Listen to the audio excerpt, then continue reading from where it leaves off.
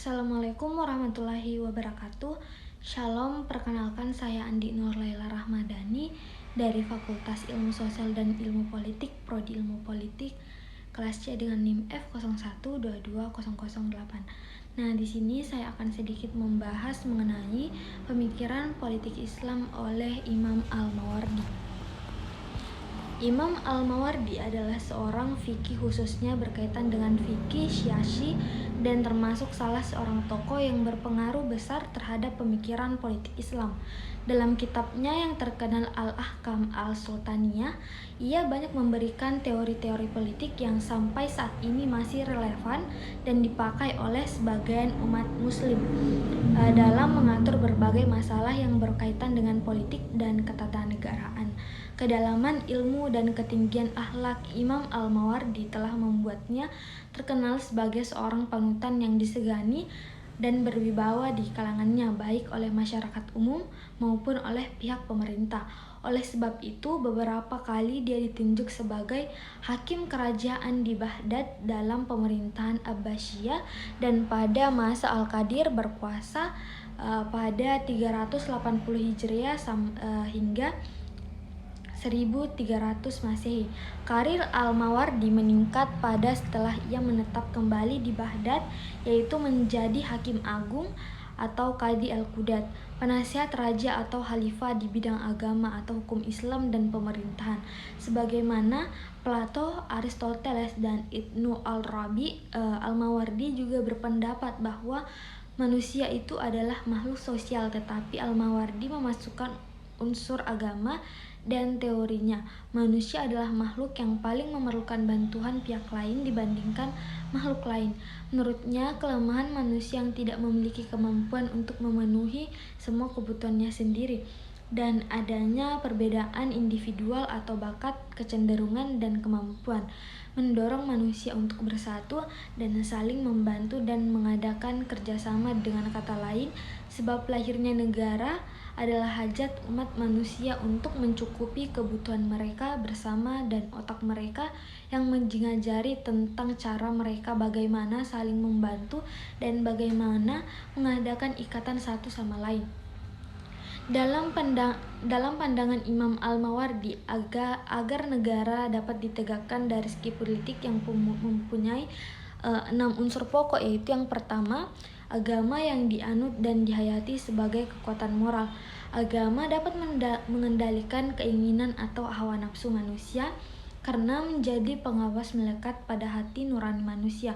Maka agama menjadi sendi yang paling pokok bagi kesejahteraan dan stabilitas negara. Unsur yang kedua yaitu penguasa yang karismatik, berwibawa, dan dapat dijadikan sebagai teladan.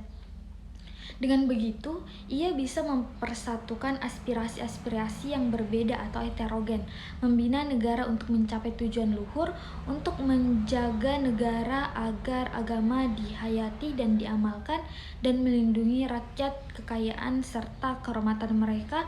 Dalam kondisi konteks ini, penguasa adalah imam atau khalifah. Unsur yang ketiga yaitu keadilan yang menyeluruh. Dengan keadilan yang menyeluruh akan tercipta keakraban antara sesama warga negara, menimbulkan rasa hormat dan ketaatan kepada pemimpinan, menyerahkan kehidupan rakyat dan membangun minat rakyat untuk berkarya dan berprestasi. Selanjutnya, unsur keempat yaitu ada keamanan yang merata. Dengan meratanya keamanan, rakyat dapat hidup tenang dan dapat melaksanakan kewajiban dan haknya sebagai rakyat. Meratanya keamanan adalah akibat menyeluruhnya keadilan. Selanjutnya ada kesuburan tanah yang berkesinambungan. Dengan kesuburan tanah, kebutuhan rakyat akan bahan makanan dan kebutuhan materi yang lain dapat dipenuhi. Dengan demikian, dapat dihindarkan perbuatan dengan segala akibat buruknya. Selanjutnya ada harapan keberlangsungan hidup. Generasi sekarang punya kaitan erat dengan generasi yang akan datang. Maka generasi sekarang pewaris generasi masa lalu, karena harus dipersiapkan generasi yang bersikap optimis sehingga ia mampu mencukupi kebutuhannya. Sebaliknya, generasi yang pesimis akan digilas oleh waktu dan perkembangan zaman. dan tak mungkin bertahan. Rasulullah SAW bersabda, adanya harapan adalah satu nikmat dari Allah kepada umatku. Kalau tidak ada harapan, orang yang tidak akan atau payah-payah menanam pohon dan seorang ibu tidak akan menyusui anaknya. Selanjutnya, hukum yang menegakkan imamah atau kepemimpinan. Pemikiran politik oleh Imam Al-Mawardi khususnya yang berkaitan dengan imamah atau kepemimpinan sebagai suatu sistem pemerintahan yang dapat dilihat dalam kerangka sebagai berikut. Imamah atau kepemimpinan yang dimaksud oleh Imam Al-Mawardi dijabat oleh khalifah atau raja pemimpin, al-rais, raja al-mulk, atau penguasa al-sultan atau kepala negara, quid al-caudal, dan kepadanya ia diberikan label agama oleh Imam Al-Mawardi. Imam Al-Mawardi menyatakan imamah dibentuk untuk menggantikan fungsi kenabian guna memelihara agama dan mengatur dunia. Dengan demikian, seorang imam adalah pemimpin agama di satu pihak dan di pihak lain pemimpin politik. Dasar pembentukan imamah ini kata oleh Imam Al-Mawardi adalah wajib secara ijma. Akan tetapi dasar kewajiban itu diperselisihkan apakah berdasarkan rasio atau hukum agama atau syariah. Menurutnya ada dua golongan, yaitu yang pertama wajib karena pertimbangan akal atau rasio. Alasan manusia itu adalah makhluk sosial dan dalam pergaulan antara mereka mungkin terjadi permusuhan, perselisihan dan penganiayaan karena diperlukan pemimpin yang dapat mencegah terjadinya kemungkinan itu. Nah, itulah tadi pemaparan singkat mengenai pemikiran politik Islam oleh Imam Al-Mawardi.